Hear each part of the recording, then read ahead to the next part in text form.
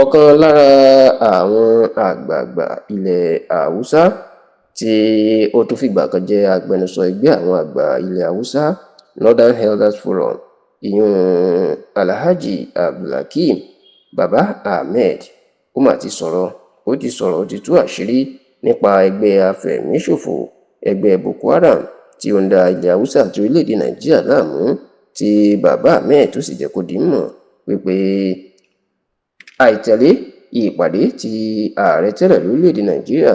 olóyè Olúṣẹ́gun Ọbásanjọ́ tó lọ bá àwọn Boko Haram ṣe lọ́dún díẹ̀ sẹ́yìn ó ní ló fa wàhálà tí àwọn Boko Haram tí wọ́n fi gbọ́ tí wọ́n gbà mọ́ tí wọ́n fa wàhálà káàkiri orílẹ̀-èdè Nàìjíríà. Láàrín tí pé bí wọ́n bá ń sọ̀rọ̀ ẹgbẹ́ àwọn alákatakítí ẹ̀sìn Islam àti ẹgbẹ́ afẹ̀míṣòfò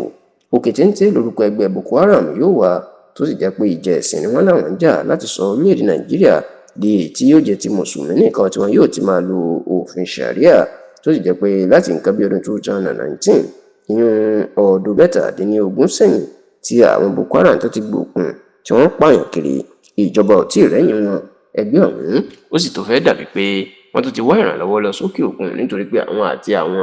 ọ̀daràn àti afẹ̀míṣòfò ní òkè òkun ni wọ́n jọ ń ṣiṣẹ́ pọ̀ lásìkò tí a wà yìí àwọn ẹgbẹ́ afẹ̀míṣòfò bíi ISIS Al-Qaeda àti bẹ́ẹ̀ bẹ́ẹ̀ lọ. ṣá o ní báyìí níṣe ni Baba Ahmed tí ó jẹ́ olùdámọ̀ràn lórí ọ̀rọ̀ òṣèlú fún igbákejì ààrẹ sẹ́nitọ̀ Kashim Shettima tẹ́lẹ̀ kó tó kọ̀wé fipò sílẹ̀ lọ́dún tó kọjá ló tú àṣírí ńlá tó wà lẹ́yìn Boko Haram àti ìpàdé ìkọ̀kọ̀ tí Ọbásanjọ́ tó lọ bá àwọn adarí wọn ṣe. Baba Ahmed jẹ́ kó di mọ̀ pé lásìkò ìjọba ọ̀mọ̀wé Goodluck Jonathan tí àwọn afẹ̀míṣòfò Boko Haram tí wọ́n ń dá wàhálà lẹ́ẹ̀ tó ti fẹ́ da ìjọba rú mọ́ Jonathan lọ́wọ́ ní Ọbásanjọ́ àti olóṣèlú àti ajàfẹ́tọ̀ọ́ ọmọnìyàn kan ní ìlú haúsá ìyẹn sẹ́nitọ̀ Shehu Sani ló nájọ lọ sí ìlú Maiduguri ní ìpínlẹ̀ Borno láti rí àwọn ọ̀gá Boko Haram tó sì ní Jonathan náà mọ̀ sí ó fún wọn láṣẹ láti lọ bóun bá wọn ṣèpàdé àlàáfíà kí àlàáfíà lè jọba. Baba Ahmed ní nígbà tí àwọn Ọbásanjọ́ tí wọ́n bá àwọn adarí Boko Haram sọ̀rọ̀ tó béèrè ń tafẹ́ láti jẹ́ kí ogun dúró ní Nàìjíríà ó ní nǹkan mẹ́rin tí wọ́n béèrè ni pé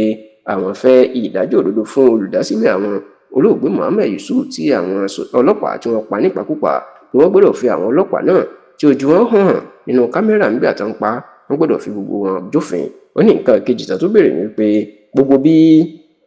àwọn agbófinró àti òṣìṣẹ́ ìjọba wọ́n ṣe ń fi ìyà jẹ àwọn mọ̀lẹ́bí àwọn tí wọ́n sì ń pa àwọn pé kí wọ́n kọ́kọ́ dá a dúró náà. ó ní nǹkan kẹta tí wọ́n tún béèrè ó ní wípé kí wọ́n lọ tún ilé olùdásílẹ̀ àwọn olóògbé Yusuf Muhammed tí wọ́n bàjẹ́ nígbàkújà ní ìlú Maiduguri kan tó ṣe ó lè tó wa parí tó jẹ́ ìkẹrẹ ni pé wọ́n ní kí wọ́n ṣe àdéhùn fáwọn ìpè àwọn ò ní dá àwọn láàmú mọ́ láti ṣe ẹ̀sìn àwọn àti láti máa ṣe wá sí àwọn tó sì ní nǹkan mẹ́rẹ̀ẹ̀rin tí Boko Haram sọ rèé. ṣùgbọ́n ó ní di àsìkò yìí ìjọba Jonathan ó kò tí ì kún sí nǹkan mẹ́rẹ̀ẹ̀rin náà wọn àṣẹ tó sì ní láti gbà náà ìní wàhálà àti ìfẹ̀míṣòfò ẹgbẹ́ Boko Haram ìlú tí ń pọ̀ tó sì ń lágbára sí lórílẹ̀-èdè Nàìjíríà.